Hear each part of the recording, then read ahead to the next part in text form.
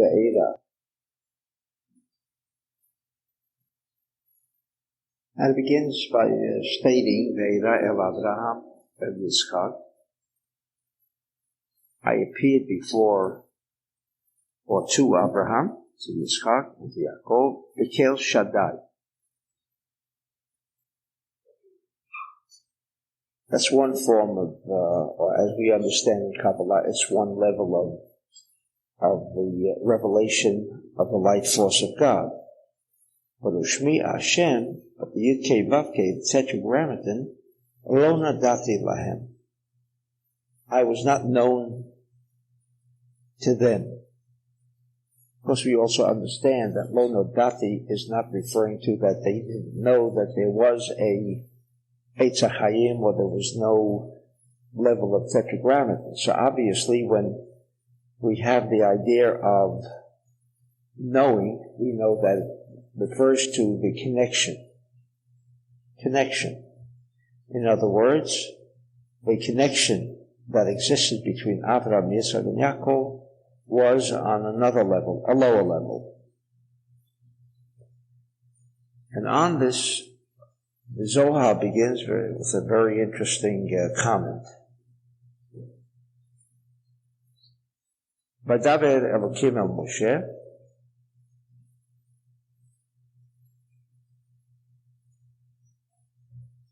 Rabba Patach, Bitchu Vashem Adei Ad, Ki Beka Hashem Tzur Olamim. This is a verse in Isaiah that says that one should have bitachon, or faith, adayad, until, as we usually translate it in a literal sense, forever. Because with the Yud-Kei of the Tetragrammaton, Tzur Olamim, this is the way the world was established.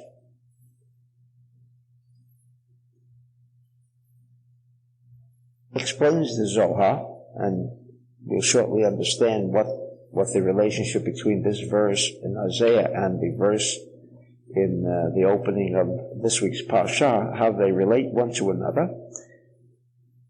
Perusho kol b'nei ha'olam tzrichim litchazek b'HaKadosh Baruch Hu v'liot bitchonim.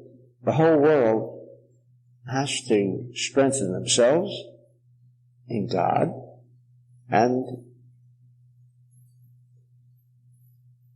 be certain with Him.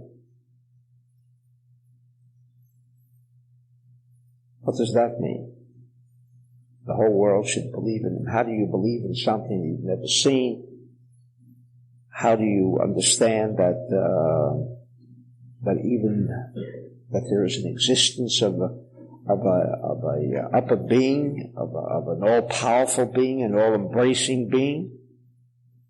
When certainly in our daily lives we do not experience that kind of force, that kind of unifying force that we would like to relate to God, and it just tells us this is what we have to do.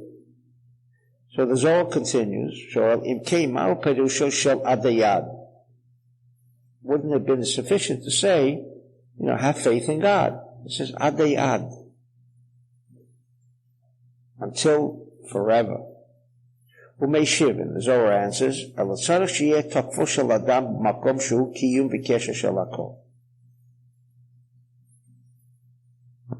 we have to get rid of it. Yeah.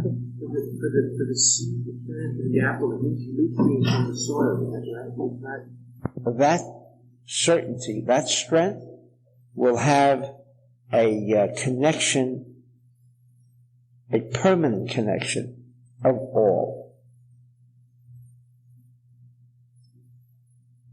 V'hu nikra ad, says Rabbi Ashlag, we're referring to Ze'er Anpin. In other words, when a person is to achieve, and it appears that's the purpose, as if, well, one day we'll have complete and true faith in God, and this is what we strive for, and one must strengthen his belief in that. Of course, those are empty terms. It's like telling someone, stop smoking. Does everybody stop smoking? There's a sign up there that says smoking may be hazardous to your life. You see everybody reading the sign, and there it says it's according to the Surgeon General, meaning it's even been tested and so on. What happens? Everybody stops smoking. That's not the case.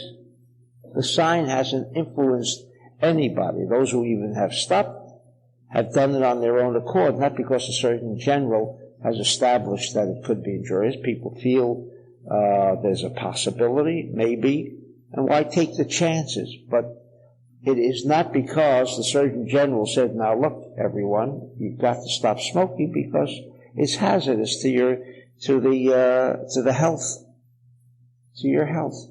That doesn't convince anybody. What the Zohar says, to make this connection to certainty, we have to understand that there is a place known as Ze'er Ampin.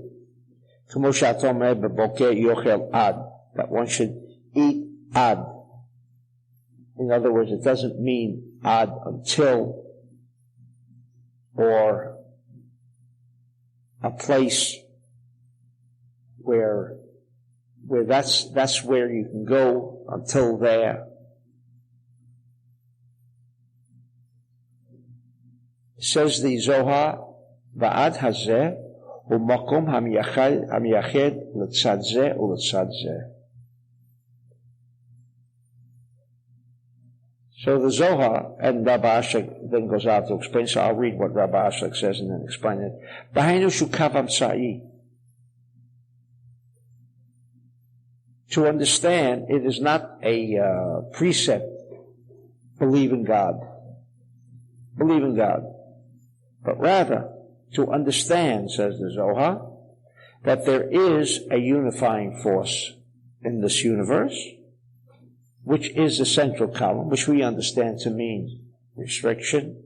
Hamiyached sad yamin v'tzad shmol, zeh b'zeh, litkayem u'lihitkasher.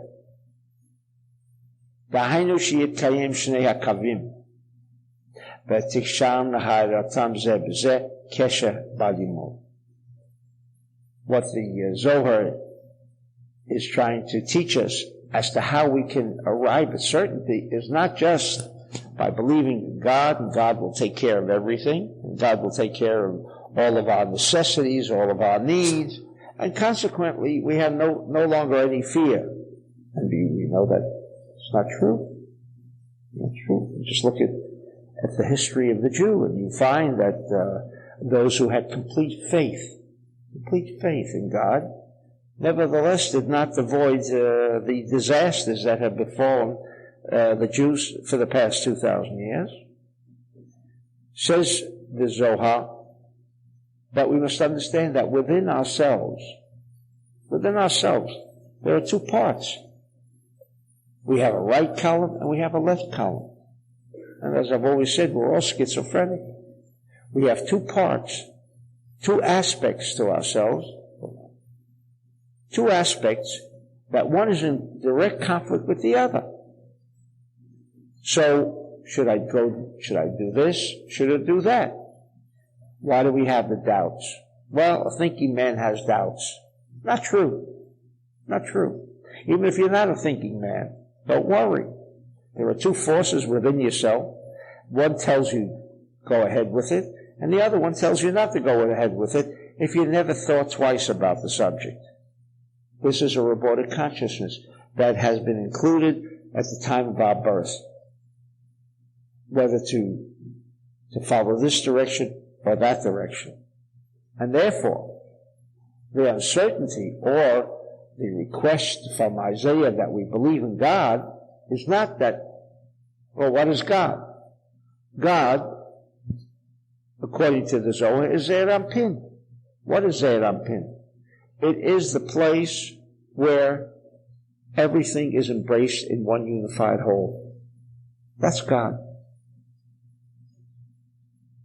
Therefore, says the Zohar, just to believe in that concept, or believe I want to become attached to that concept, cannot and does not exist and cannot exist, provided we ourselves are recognized that within ourselves there are these two conflicting forces, and so to connect with God, you have to have a similitude with God. You have to have an affinity with God. How do you have an affinity with God? Even if I want to have that affinity with God, as long as there is conflict within myself, and I am not unified within myself. What does that mean, unified?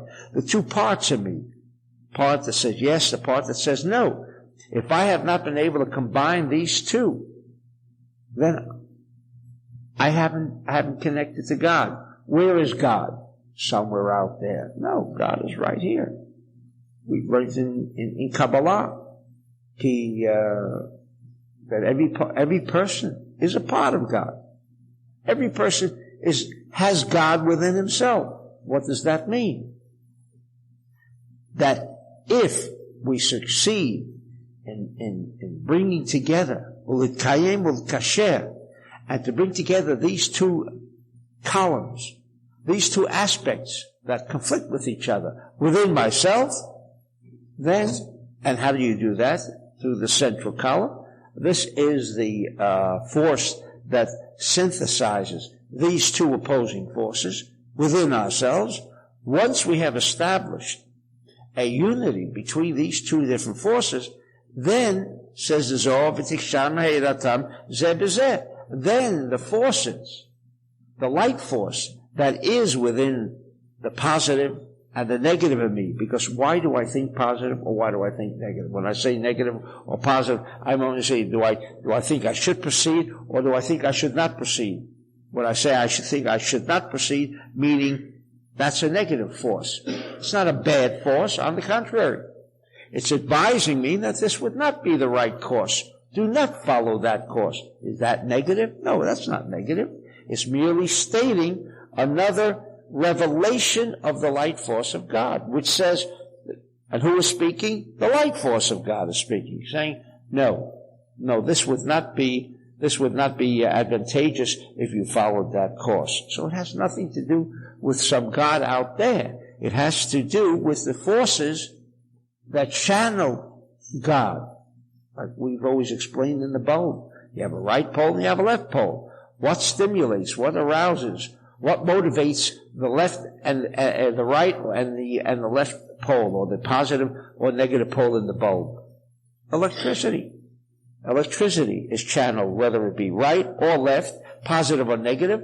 The force remains the same. Electricity. So too is the light force of God. It is channeled through a positive pole, through a negative pole, through our positivity, through our negativity. Negativity not meaning that it's bad. On the contrary. I haven't had any food on the table, so I think, well, maybe I've got to go out and steal. Along comes a voice in myself and says, no, stealing is not something that's moral. Then I'm told not to steal.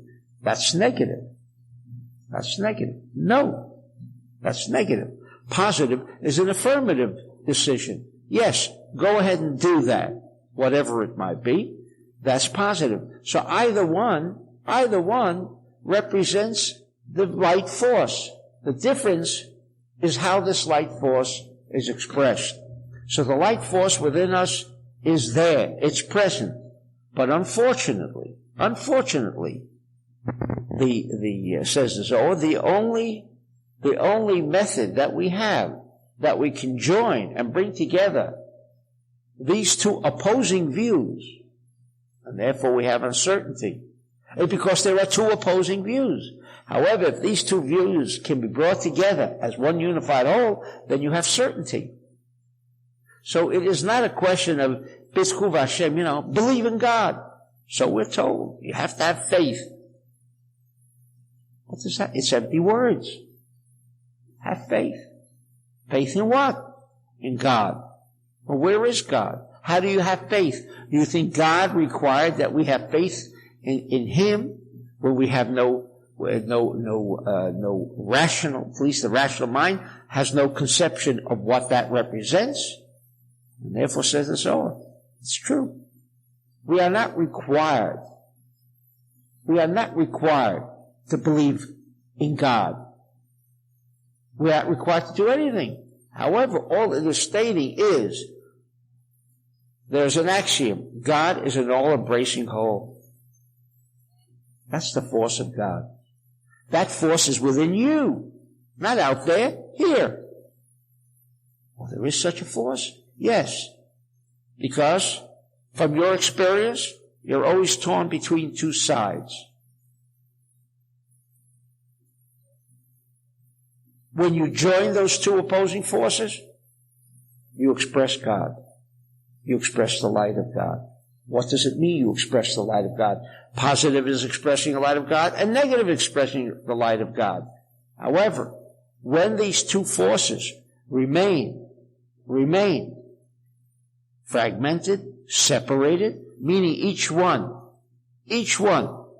dominates it at specific times, each one prevents the expression of the other, meaning that's when we're uncertain, to create the certainty, because that's what is meant by God. Adei ad.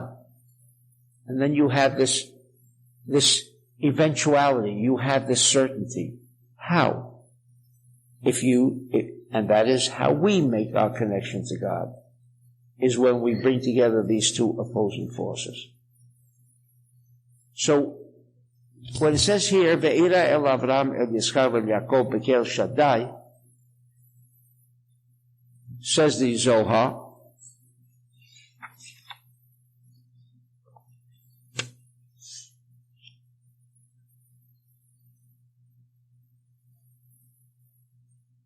that when he was saying, Hashem lo nadati lahem, Sha'olam mikayem b'shmo hakadosh. How does the world maintain stability? Of course, we have never practically seen any stability in the world.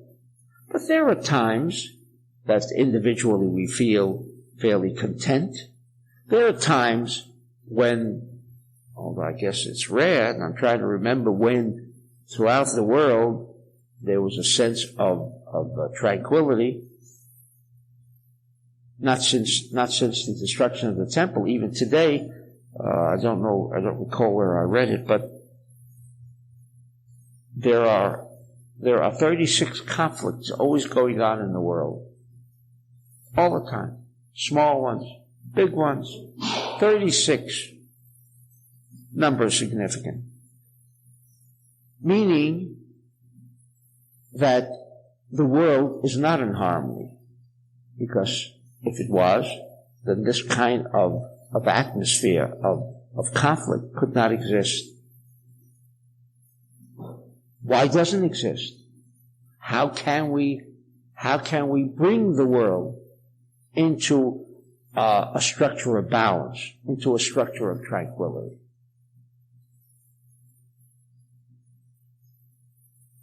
Says the Zohar, only through the Tetragrammaton.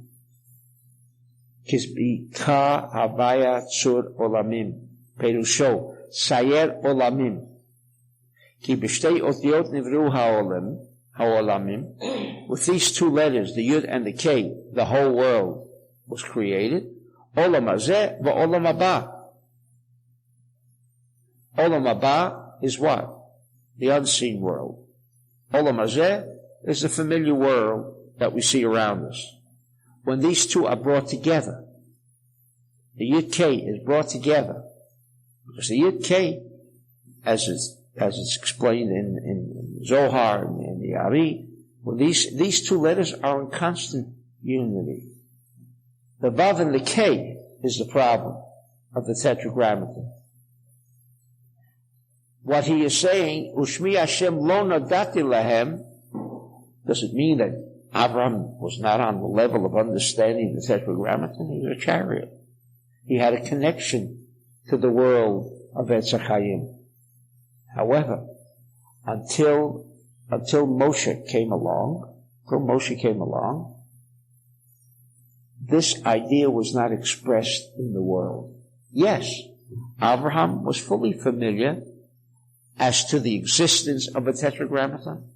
Abraham knew how to connect to the tetragrammaton. However, the familiar world as we see it, did not experience the Yud Kei Vav Kei. So, when the verse begins up by saying, you see, I appeared to Avram, Yitzchak, and Yaakov, Bekel Shaddai.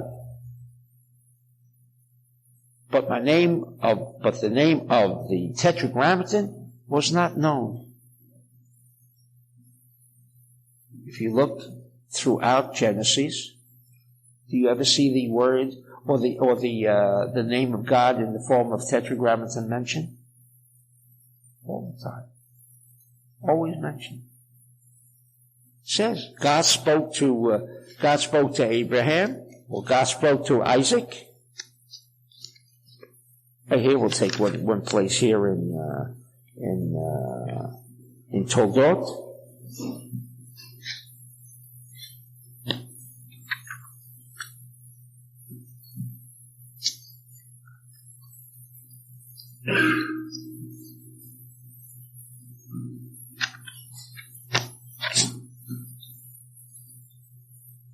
In chapter 26, verse 2. Vayera elav Hashem. And there was a famine in the land of Canaan. And God says, do not go down to Egypt where there was food. Vayera elav Hashem. Ve'era, the same expression as it says here. Ve'era.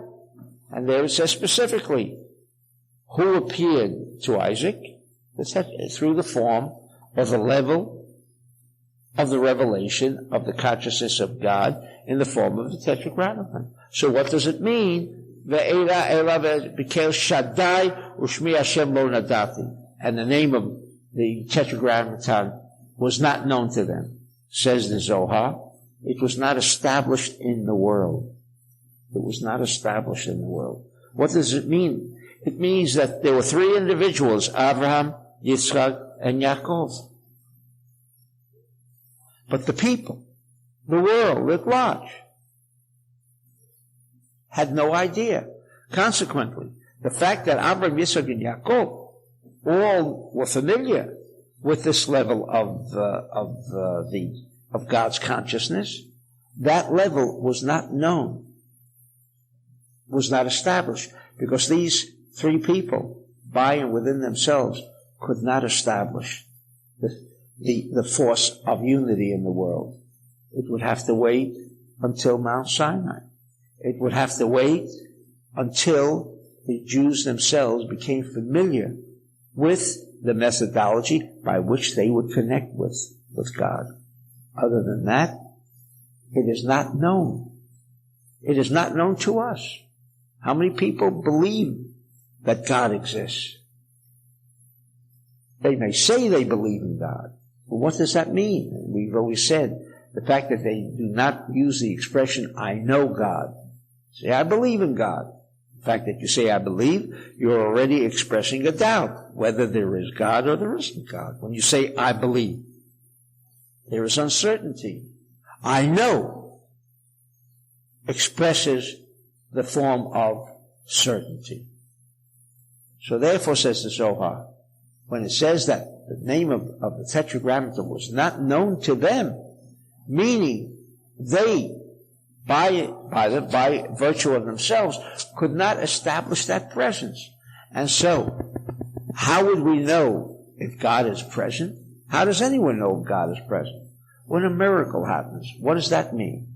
It means the normal, familiar world, in the way it's expressed, was not expressed at that moment. And we say there occurred a miracle.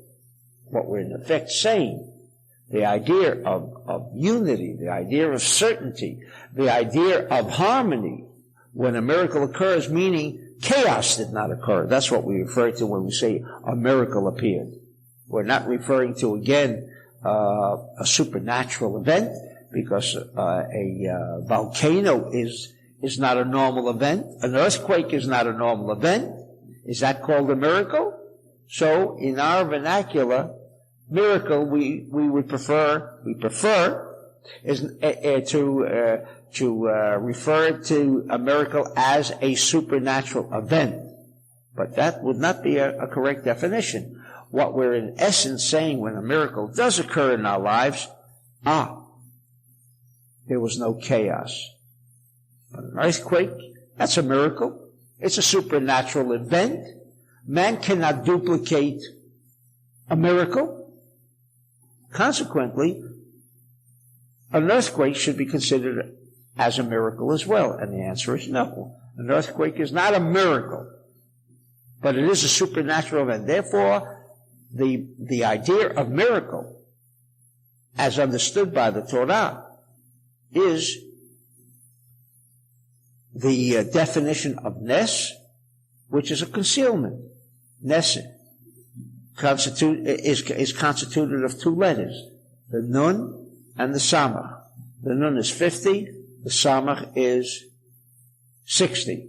That is 110. 110. Says the Zohar, nes means when you combine the level of Zeir Anpin, which you know in the Tetragrammaton is 45, and Adnei, which is the familiar world that we exist, which Aleph Daled Nun Yud adds up to 65. 65 and 45 is 110. So nes is a concealment. There is no definition, or there is no word nes. I once explained it. Well, maybe not here. The word nes in Hebrew comes from what word? Vayinasu, to run. It has no association with a concept called miracle. In fact, it's a corruption. Nes means running. Now, how do you associate a miracle with running?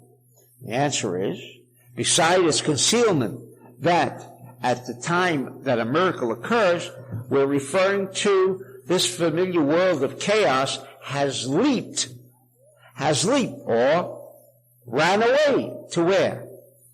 To the world of Etz HaChayim. It has left the familiar world of chaos, of Adnei, and now has become joined, connected, unified with the 45.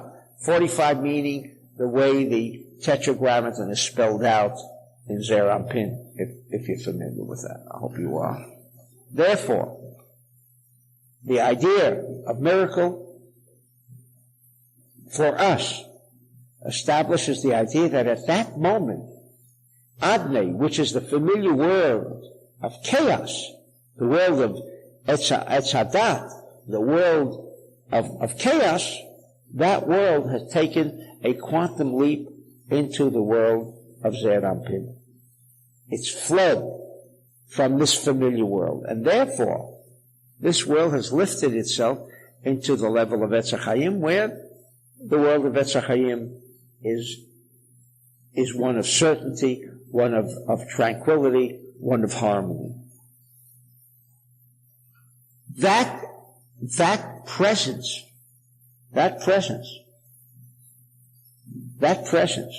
can only take place when, says the Zohar, the whole world, that the entire world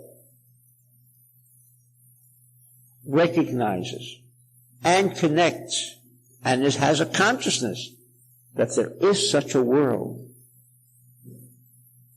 which is referred to as harmony, peace and tranquility, the absence of chaos.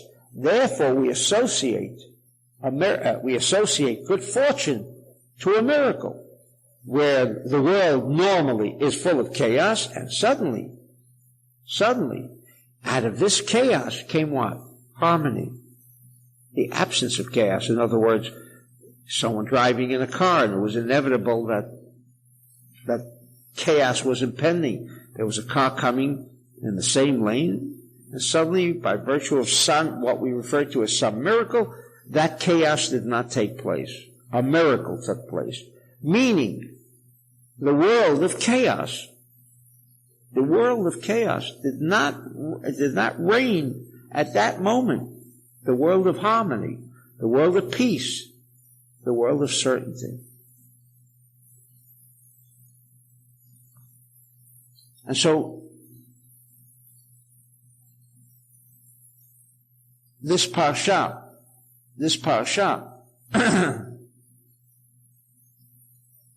begins with the expression of Vaera as a tetragrammaton that the world should experience.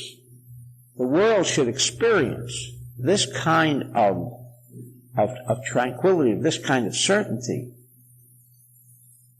can only take place when, although if you're Jewish you forget, but when miracles happen in our lives. Someone scans the Zohar and a miracle happened. Unfortunately, we forget. But what does it mean, a miracle happened? In other words, where we had observed some form of chaos, this chaos, which was inevitable, someone, God forbid, had cancer, and it disappears. We've had hundreds of cases like that. No explanation. The explanation could have been that it would have disappeared without the reading of the Zohar. That's a possibility, and we cannot deny that, nor do we deny that. But what a miracle to us generally means is the what? The absence of chaos. Or the conversion of our familiar world of chaos into another behavior, meaning control over this familiar world of chaos. This is what Yud Kei Vav Kei means. And therefore, the Torah begins with this preface because, well, why did we need this introduction? After all, what are we really concerned about? We're concerned about what God says. We're going to take the Jews out of Egypt. That would be a miracle. We're going to take the Jews out of Egypt. Then what's the difference whether how he appeared to Avraham, Yitzchak, and Yaakov, and how he's now going to appear to Moshe? Of what concern is that when in essence all we are concerned with is when are the Jews going to leave and establish their freedom, achieve their freedom in the world? And therefore we learn from the Torah that I will shortly quote the Zohar, goes and tells Moshe and Aaron what? Go create a miracle. What's a miracle? In other words, transform the natural order of this world as we know it. Transform it. In other words, take a stick, throw it before Pharaoh, and the stick becomes a snake. That is called a miracle. Now, why is that defined as a miracle? What is our definition of miracle? When we take an aspect of this familiar universe, which to us always represents and has always represented chaos. Remember, as long as you live in this familiar world, there is only one thing you can ever expect. Only one thing. Chaos in your life. That's what this world means. Chaos. When miracles occur and you seem to flee from this chaos, then it happens once in a while. But that is what is meant by miracle. The natural law and order of chaos. Because there is order to chaos. There is no such thing as randomness. That's even been established by science. The world of randomness, it happened out of nowhere. There is no such concept as randomness. Even when chaos takes place. Just as when we do not plan and something great takes place in something of tranquility, of order takes place in our life, we say that might be a miracle. Where the norm is chaos. Chaos meaning randomness? No. That also follows a very particular pattern. If someone is struggling with business, 1 year, 2 years, 5 years, 7 years, there's chaos. Things are happening, can't explain them, etc. Understand that chaos is not randomness. It's not the opposite of order. That is not what's meant by chaos. That there is no order. There is law and order in chaos. When something occurs in the form of chaos, it is primarily and directly connected with and associated with man's action. If he had performed, or if he had entertained, or become involved with some negative activity, the law of cause and effect exists. What is the result of our negativity? Stealing, murdering, etc. The effect of which is chaos. But not that chaos is something which is not confined to the law and order of cause and effect. Chaos belongs to that same principle as the law of Zeir Anpin or the law of Etz HaChaim. That other world that we aspire to achieve some semblance of order in our lives. I use that word, but that's not correct, because there is law and order in chaos. Oh, it's something we would prefer to do without, but that does not imply that when chaos does take place, it's a form of randomness. It's without planning. It comes out of nowhere. There is no such thing. That is the world of Aleph, Daled, Nun, Yud. The world of Adnei. The world of Malchut, the familiar world that for us always means chaos. But then again, who says that our familiar world must comprise itself of chaos? If this world can become connected with the same law and order of the Tetragrammaton, then the Tetragrammaton, which is the cause of Adnei, if you know the way the evolution of the Tetragrammaton evolved, Yud K Vav K.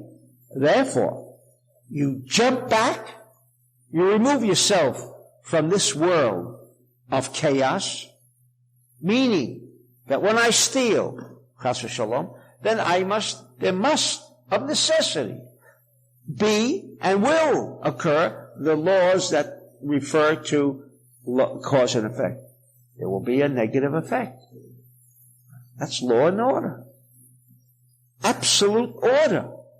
However, if at any given time, prior incarnation, present incarnation, I become involved in some form of negative activity, and now I want to avoid the effect. So we are being told in this Parsha, you can convert this world of law and order. You can break into its procedure. You can disrupt the procedure of this world and turn it around, or what we refer to as a miracle. You can. And therefore, all of a sudden out of nowhere, and it doesn't seem to follow the sequence, and Moses and God tells, and Moshe and Aaron come to Pharaoh, Vayashlach Aaron et Mateo, because God already had told him that when you come to Pharaoh, take your stick, throw it before Pharaoh, v'hishlich l'fnei paro. This is in chapter 7, verse 9. Yil l'tanin, and the stick will turn into being a snake. That is not the natural process of this world. A stick does not relate to a snake. A stick has no connection to a snake. That means we're disrupting the world of law and order, aren't we? And the answer is no. It seemed as if, because we've just according to the Zohar, that this world of Adnei is being brought together with the world of the Tetragrammaton or the Eitz HaChaim. Well, how does a stick become a stick? Is it inanimate? Whatever that means. Turns into a snake. Into a living creature. Into a snake.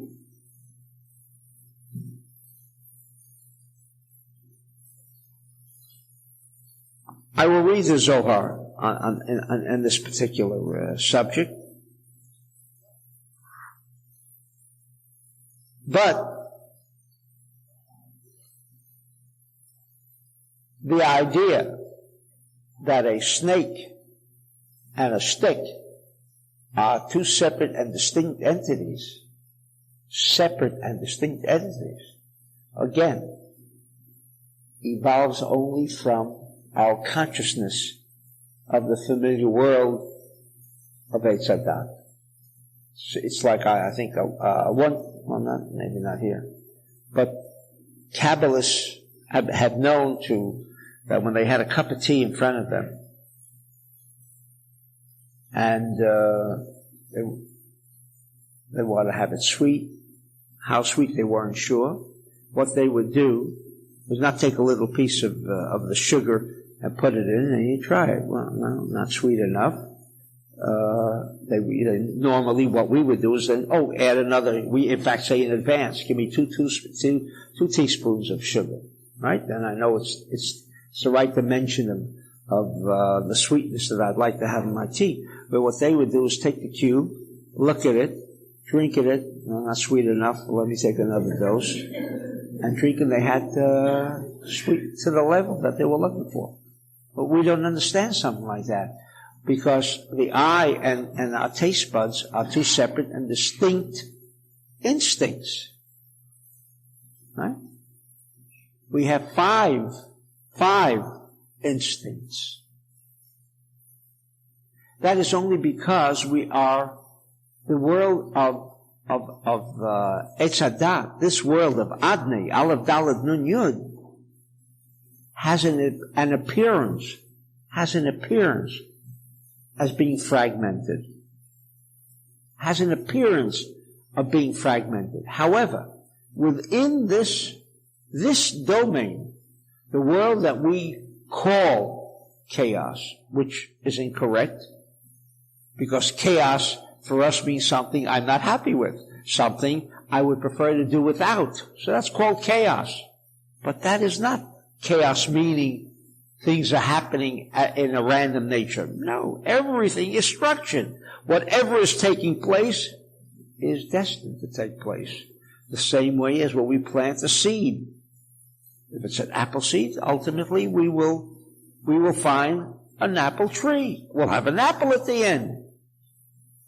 Because in every aspect there is law and order. There is law and order, even in this world. But this familiar world doesn't seem to contain any form of law and order. It is only because in this world there is another dimension called fragmentation, which presents an illusion as if things are separated one from another.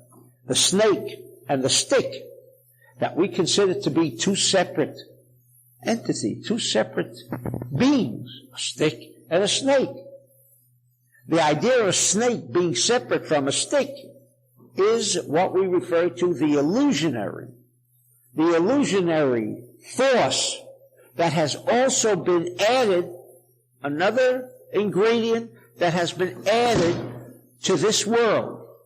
Not that this world is without law and order, but when we suddenly see things happen that is not to our liking, it is because at that moment things are fragmented.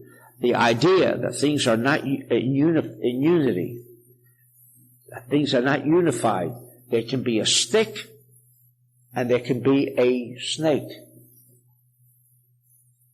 So when the Torah begins this week's Parsha of Vaera, and we said, what is Vaera? What do I have to know about what happened with Abraham, Yitzchak, and Yaakov, and how with Moshe it's going to be different? What's all this preface about? And so we studied the Zohar, and the Zohar explained what that meant.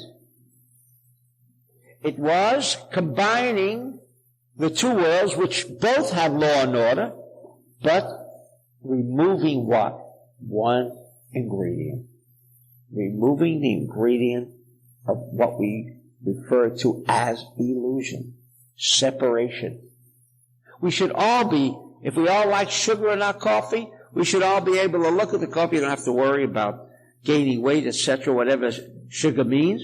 We should be able to look at that cube and enjoy a sweet cup of coffee or a sweet cup of tea. But we do not have that ability, so we think.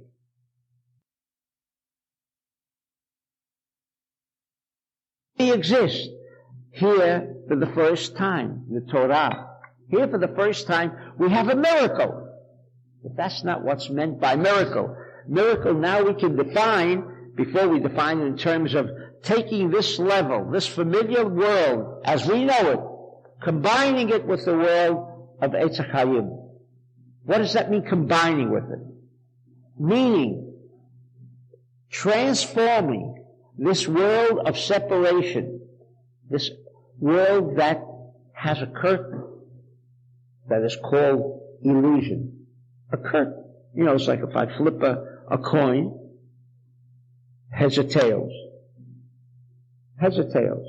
I don't know. If I remove the hand, I know if it was heads or tails. Now what happens? Is it already known whether there's heads or tails? But I'm uncertain whether it's head or tails. Is that right? Because I am uncertain. Does that create uncertainty? It's not known whether it's head or tail? Of course it is. It's known. Nothing's going to change in the way this coin lies on my hand. What I've done is remove the curtain. Then what was there to begin with, which I consider to have been in an uncertainty stage, all of a sudden, oh, now I know it's either heads or it's tails. But the head or tail did not appear when the hand was removed. The head, let's say the coin was heads, it was head. Whether I had my hand conceal that quarter or it didn't conceal the quarter. Then what was the objective? How can I remove what? The veil. This creates illusion. This hand creates illusion. As if, I'm not sure. I don't know. But it's already known. So the objective is to remove this illusion. Can that be done? Yes. The illusion that only my taste buds can understand if this tea is sweet or not, and that my eye cannot, because that's the five senses. We've been told since we're little children there are five senses. That's incorrect. Each sense is combined of all the others. Every sense should be able to detect what every other sense detects. Different levels maybe of understanding. So here for the first time, when this miracle occurred, and he took the stick and it became a snake, what was the significance? Wow! We've never seen a stick turn into a snake. That's a miracle. No, not a miracle. Because we have been, successfully, we have been programmed into understanding that a snake and a stick are two separate entities. Whereas in reality, they are the same. One day, this curtain will be taken away. When this curtain will be taken away, what was always there will now make its appearance. The unity of things will appear. The unity, which is the Yud Kei Vav Kei, which is what we refer to as the world of Eitz HaChaim, will make its appearance. You mean suddenly a miracle occurred, and now the wonderful world of tranquility, the wonderful world of law and order appeared? No, it was there all the time. But there's something that is preventing ourselves, that force. What is that force? This hand that I said covers the quarter. It separates my vision from the reality of the quarter. That's all that is involved. The heads of the quarter is known. I can see is known, except there's something there that prevents a curtain. So when we address a miracle, when we address the idea of combining the two worlds, the world that appears to be full of chaos, the world that appears to create pain and suffering, is there as long as that I permit that curtain to remain. But this week's Parsha is teaching us not only motion.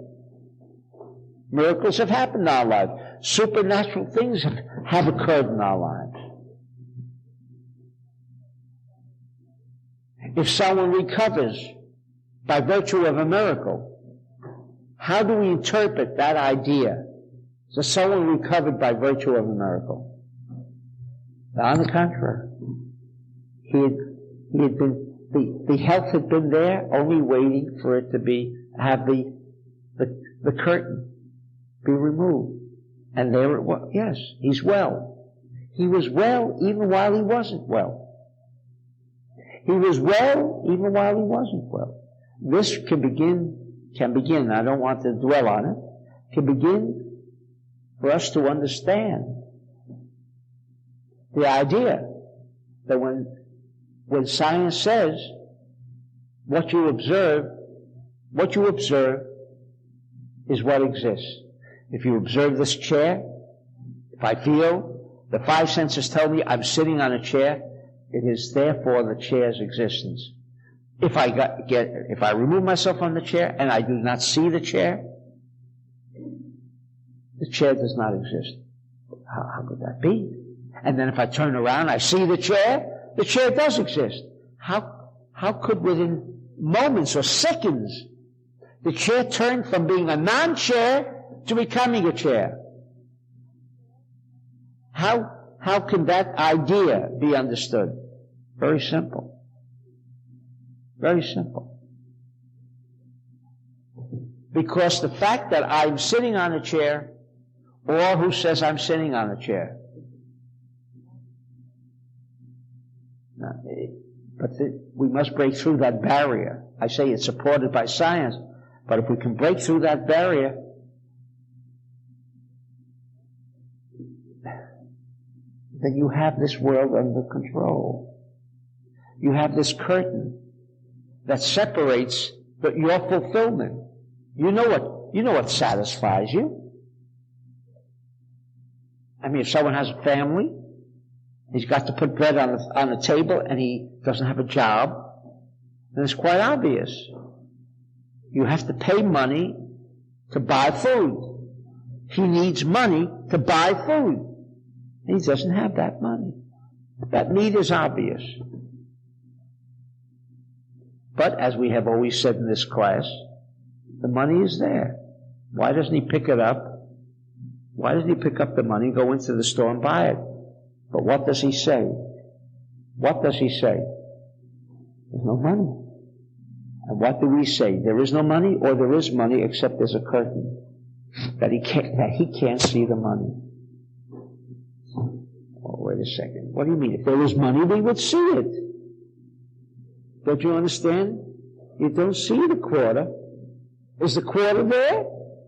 There's a curtain that says you don't know if it's heads or tails. Such an elemental factor as saying, I don't know whether it's heads or tails, because something conceals it. The same way as the fact that we need a chair to sit on, the chair is there because I wanted the chair to sit on. Well then, why does someone have to bring me this? Because I have been trained to understand that if you don't have this, you can't sit. Is that true? Have you ever seen people without a chair sitting? No? Never seen people sitting without a chair? Show me how you can sit without a chair. What? But is there anyone here? Well, your legs are not that strong. You ever seen someone sit down without a chair? Sitting in midair? No. Bending your knees and you're sitting, no? Isn't that called sitting? You want me to demonstrate how that's done? But you all understand what I'm saying? But we can sit without a chair. Yeah, but how long can you sit without a chair? Well, go to the gym and you'll see you work out, your feet are strong and so on. You may even be able to sit longer than someone who sit on a chair. Some people must get up from the chair, right? Sitting too long. Did you ever hear that expression? Sitting too long? What do you mean you're sitting too long? No, I must stand up. I can't sit this long. What's called sitting? What does the chair contribute? Sometimes someone could be sitting without the chair and be comfortable with it. Someone could be sitting on a chair and be uncomfortable with it. This is called the realm of illusion. Whatever you and however you have programmed your mind is the way your life will be established. If you decide, have a court case, and we're assuming that morally and ethically you're in the right, the case has already been decided in your favor or not. If morally and ethically you're correct, then we're not going to wait for the decision tomorrow. We don't have to wait for it. It's like waiting until I remove this hand to see if it's right. There is law and order in every aspect of this universe. I hope. I'll never make it happen. I know. Because morally and ethically, and anybody who comes to me and tells me he's going to have a court case, I says, I can never help you. I can never help you in deciding. I don't want you to misunderstand because we can't decide. Can't decide. Can't decide what goes on in some court in Chicago. I know that. I say, I know. Not that I think. But all of us can decide what's going to take place wherever that court case is. Well, how can you? All that is necessary. And I'm talking from my own experience about a very important court case that's been going on for 5 months. It's one of the largest court cases that have ever taken place in the United States. And I'm deciding it. What do you mean I'm deciding it? Well, first I investigated the moral and ethics of that court case to the best of my ability. If morally this person is in the right, there is law and order in this universe. So, we're not creating something that's going to change the law and order. We cannot change law and order. Law and order, when we say, it worked out in my favor, no judge decided in your favor. Well, how will the judge decide? He has no choice in how he's going to decide. It's like the quarter. Don't you understand? It's all been established already. The question is, if you are morally correct, then the decision must be in your, it's already been, not it will be decided in your favor, it has already been decided in your favor. But, that's provided you're aware that it's been decided. But, if your consciousness is, well, I don't know if it's heads or tails, and you don't add that extra mile of consciousness.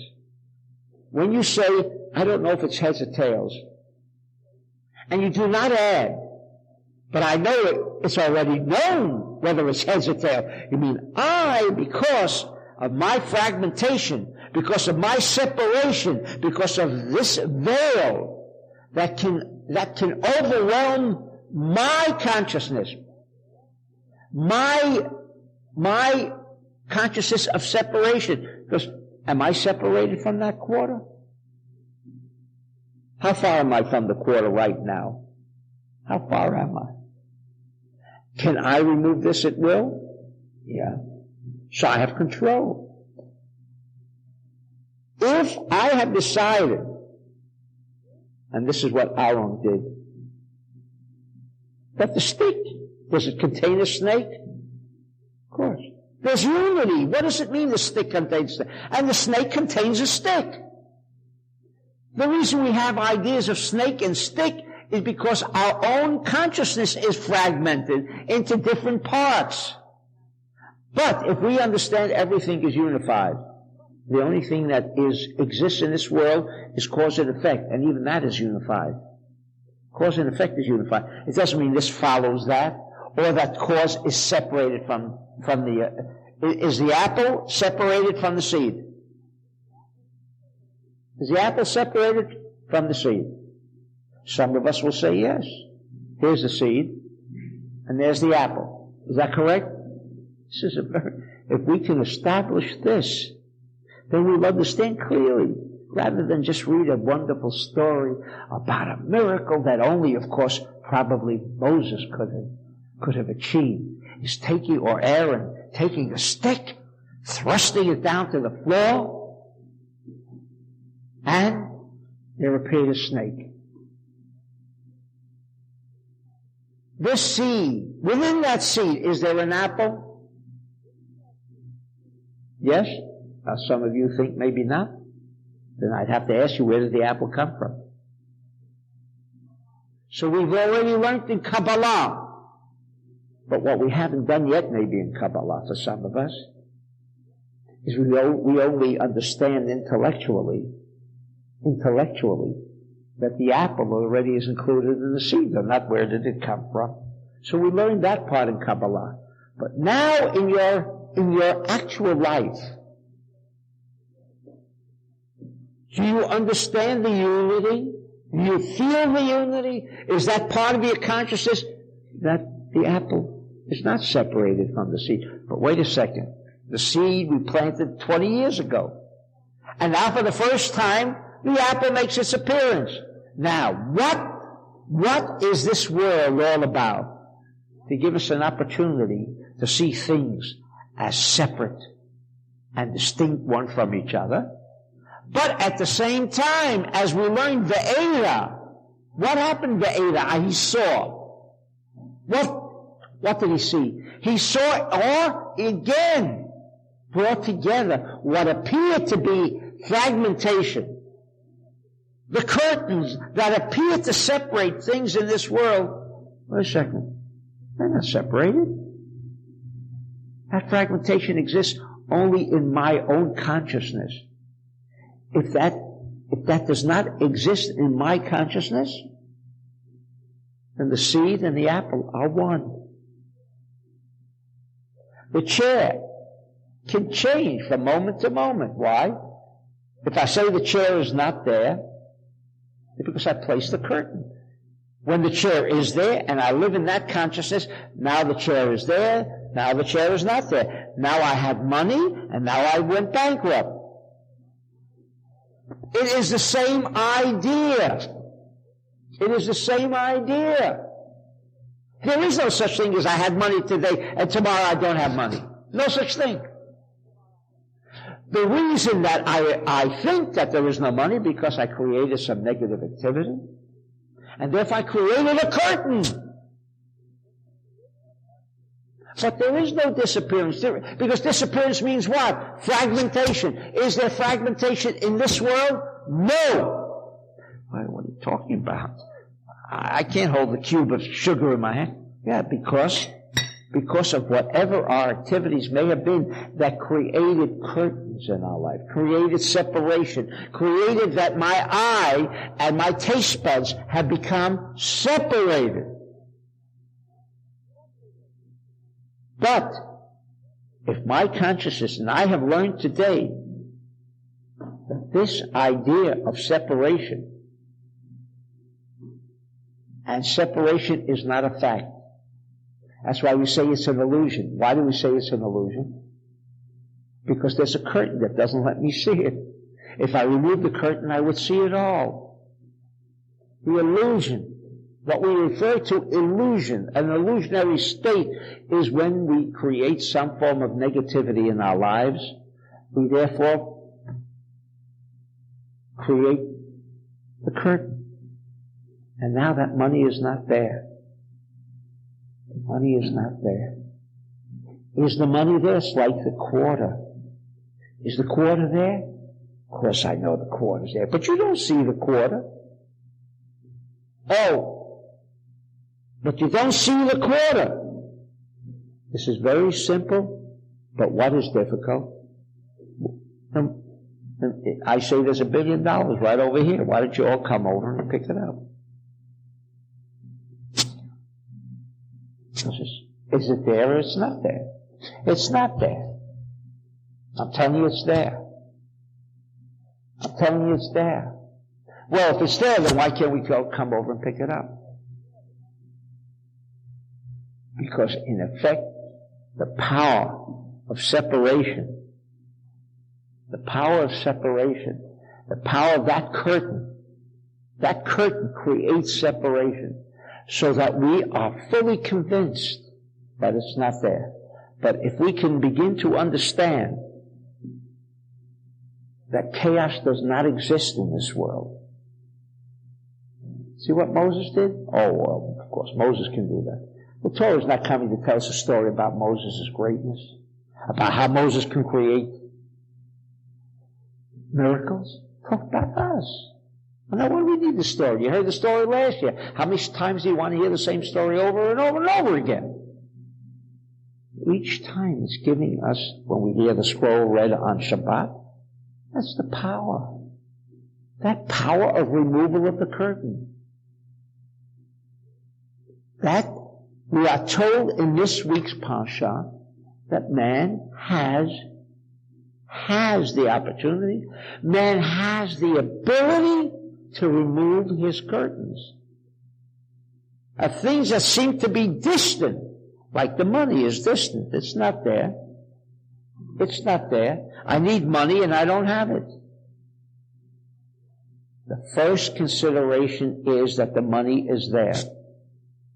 Oh, you mean I'm going to convince myself about something that's not there? Now, do you see the tricky place? I'm telling you the money's there. But the first thing you have to do is say the money is there. Now, what's your difficulty? I'm telling you the money is there. Don't you see it? Does anybody have a problem with that? Everyone see the money? You don't want to be convinced that the money is there. That's the problem. But I don't see it there. Now, I'm not going to just hallucinate, right? And say it's there. No, we cannot remove the curtain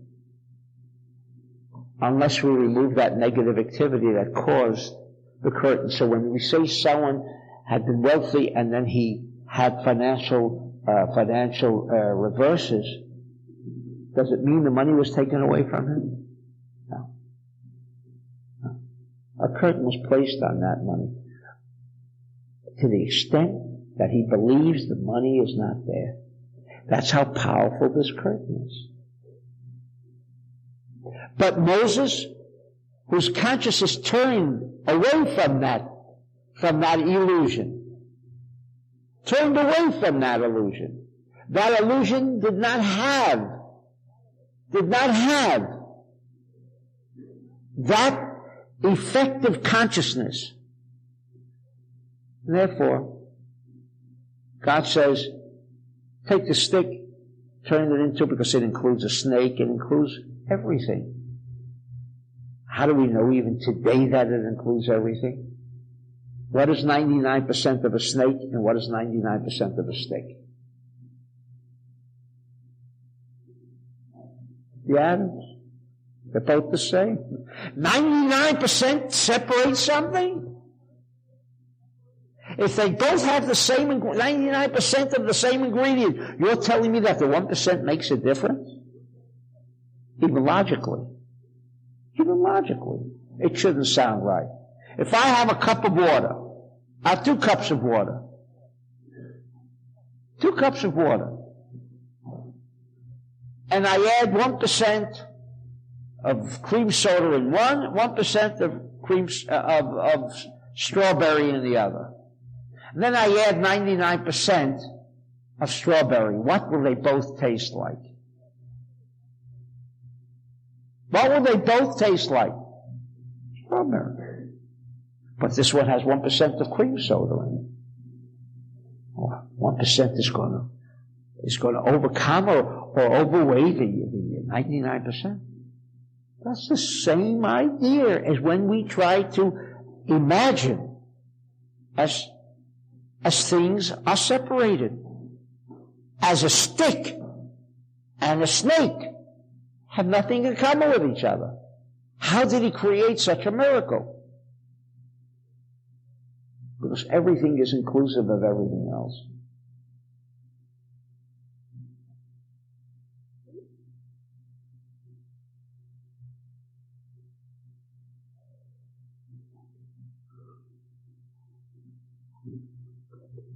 Says the Zohar,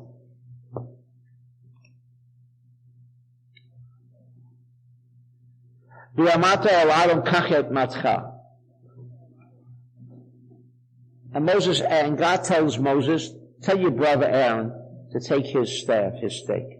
Shoel, the Zohar asks, Ma atam shenifcha lozeh mata Aaron v'lo mata Moshe? Moses had a staff, and Aaron had a staff. And here God says, tell your brother Aaron to take his staff. And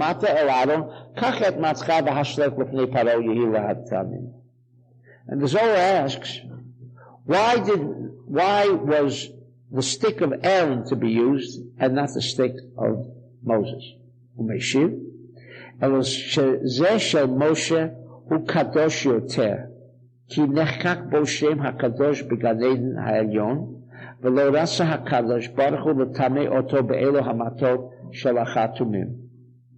Shahaya tzarich livloa otam. If you remember, the next verse, it says that Pharaoh called his wise people, his magicians, and what did they do? What did they do? They took their staffs, the magicians, took their staff, threw it down, and you know what happened? They turned into snakes. So that wasn't the miracle only of Moses. It was a miracle that even the magicians of Egypt could perform the same feat. So it was no great miracle. In other words, these people understood the principle that everything is everything, and everything is like everything, and everything is part of everything. Their consciousness dictated that since this stick contains a snake, it contains an apple, it contains everything. Because it contains the 99% of everything else. It's that 1%. That 1% which we refer to in Kabbalah as illusionary. Why do we refer to it as illusionary? Is it not a factor? Is this not a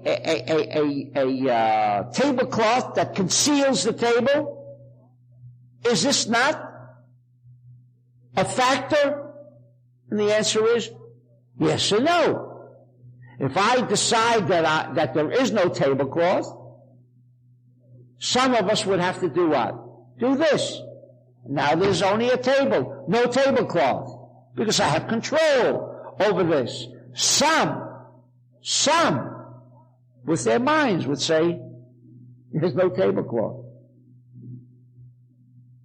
You mean there are times where we can look at a tablecloth and say it's not there, and it's not there? The answer is that happens to us even when we don't want it to happen to us. Even without our consciousness. I want to tie a package, and you've heard this in the classes. I want to tie a package, I have the string ready, and what happens? You run all around your home looking for the string, right? And you come back, and where is the string? Right there next to the package. Is that correct? Now here you didn't even have a conscience to say, string, you're not there. Is that right? There was no consciousness to say, string, you're not there. What happens? That string can disappear, even when we didn't even ask it to disappear. Now what happens if we ask the string to disappear? Oh, you mean then it won't disappear? Listen to yourselves. Listen to the logic of Satan. Of course. Well, Satan, how do you explain that I'm tying the package and the string is right there in front of me, and I run all around the place looking for the string, and I come back and there it is. How do you explain that? What does Satan do? He says, don't explain it. You might clarify things. Leave it alone. So when the Rav is going to tell you, listen, think the tablecloth is not there. Think the tablecloth, that's impossible. That's impossible, you see? That's impossible. It's only impossible because we are not convinced that we have the ability to take this tablecloth and turn it into a table. Does it have the same ingredient as a table? Exactly the same. Well, maybe not exactly. Only 99% of a table. Does this contain 99% of a table? Yes! So why isn't it a table? No, it's a tablecloth. That's the power of what we call the illusion. That's the power of Satan. That's why the Parsha is called Vaera. To see. Because there are laws. When I understand that this tablecloth is also a table. It's not a cloth of a table. Yes, it's only concealing the table as long as my consciousness dictates. This is supported by science. They do not understand it. They do not understand it. How can we say that this tablecloth exists as long as I determine its existence? Remember, let's begin with that premise, if that influences you.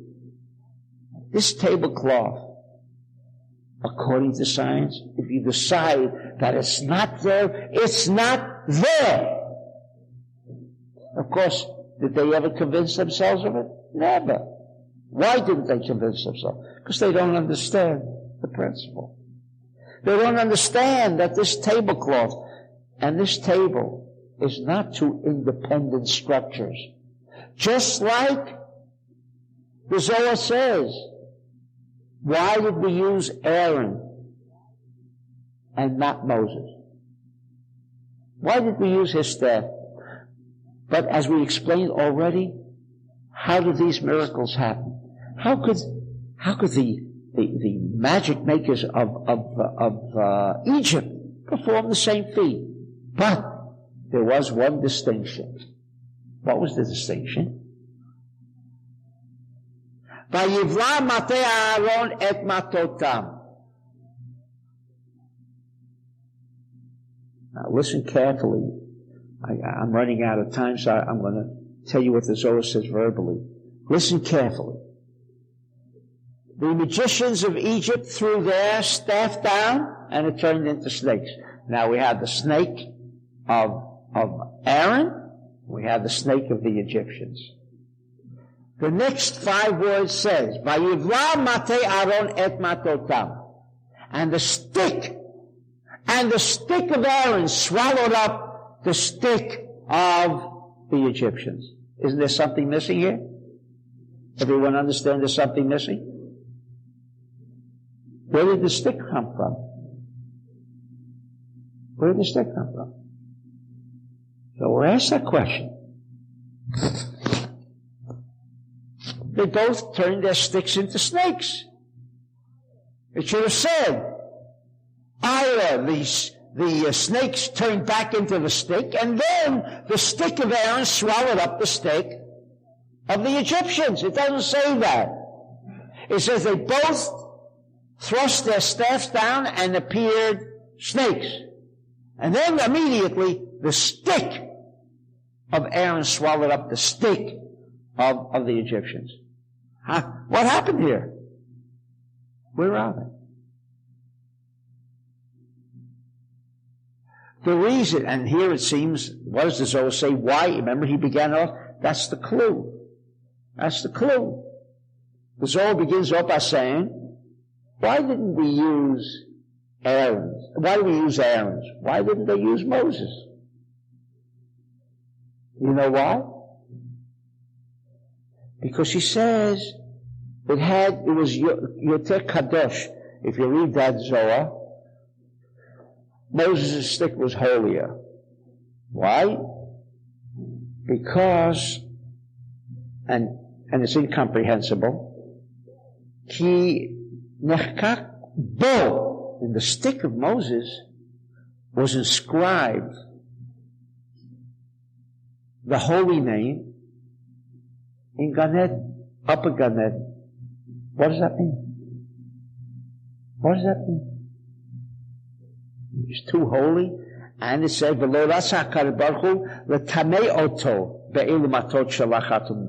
So he didn't want the staff of Moses, which was so holy, to come in contact with the staff of the Egyptians.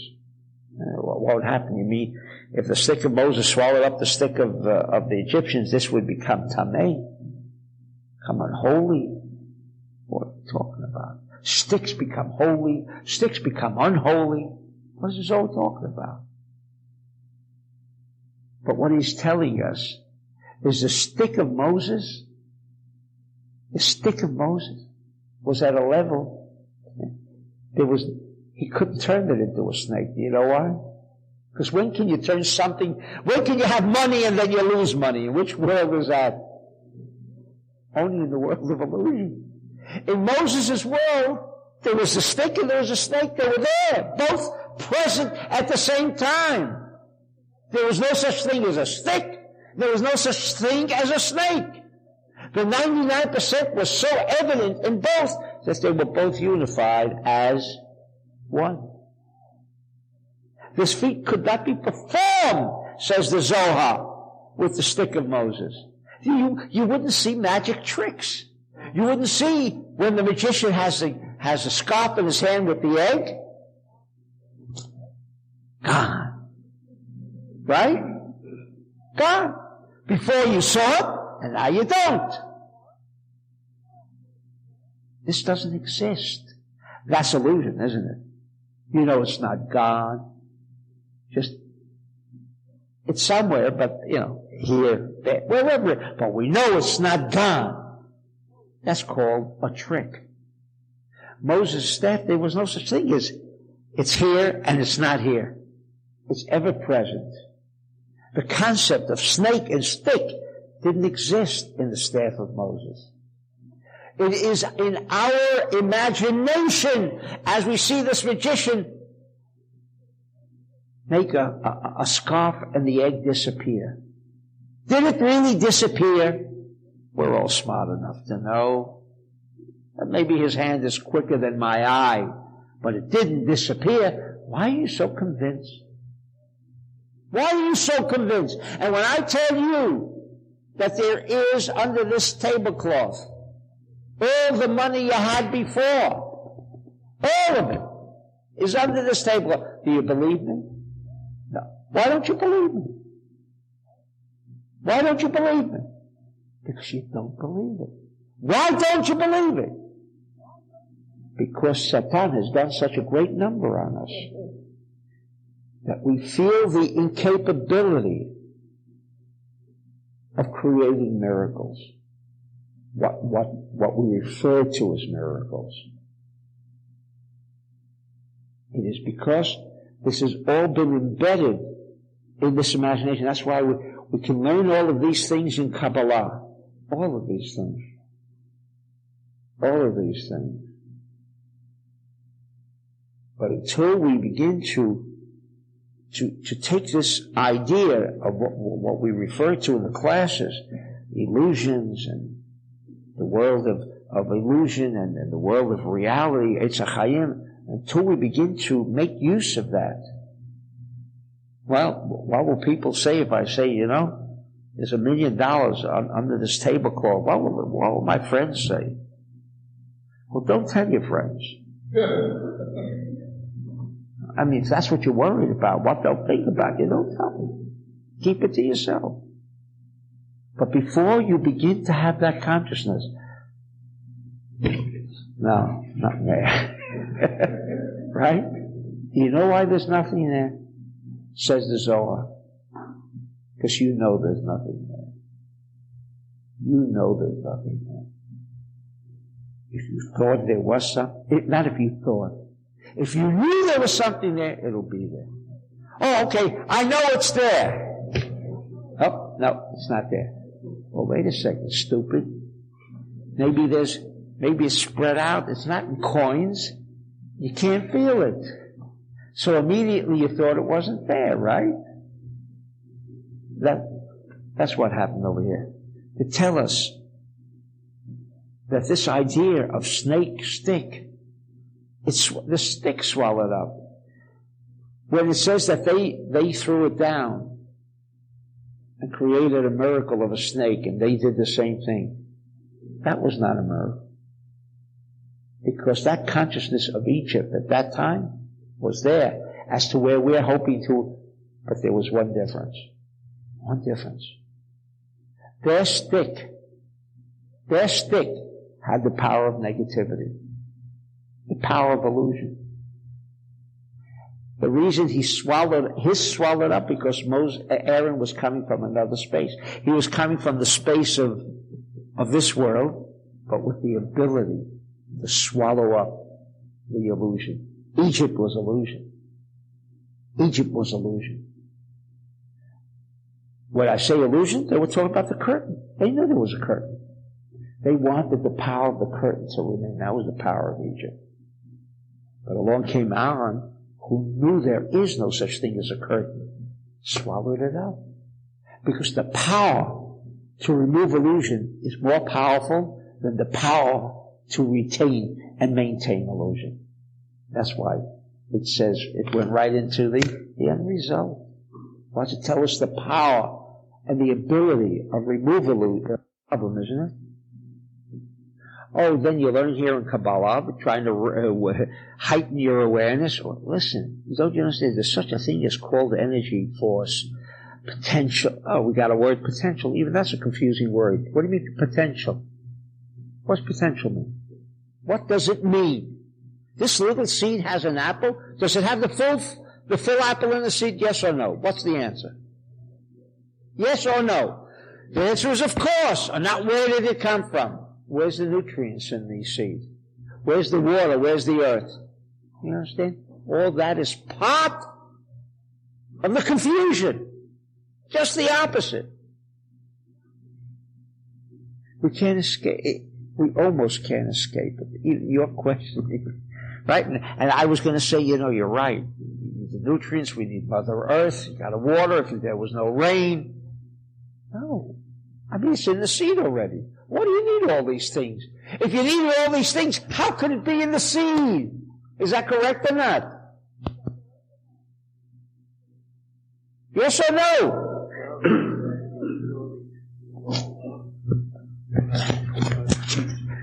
It's not that simple, right? Maybe we don't need nutrients. Maybe we don't need the rain. Maybe the rain was there already. Maybe the nutrients were there already.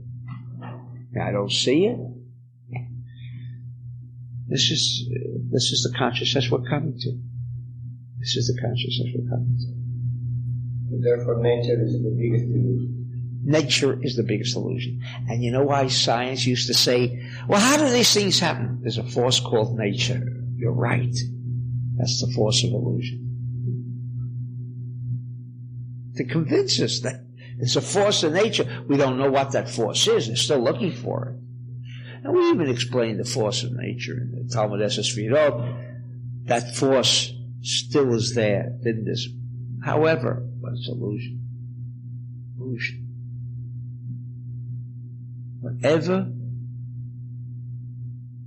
Whatever you come to believe without a doubt, and I'm not saying that's easy, I'm not saying that many of us may never come to it. Many of us may never come to it. Do you know why we won't come to it? Give you an example. Give you a slight example. And I don't want you to take the example, because the problem with an illustration is now you think that's it. So an illustration is now going to conceal a little. More revelation, more concealment. In this court case I was talking about, the decision came down contrary to what I knew the decision should be. Contrary. There it is. So the two people involved called me and said, Rav, decision was handed down today.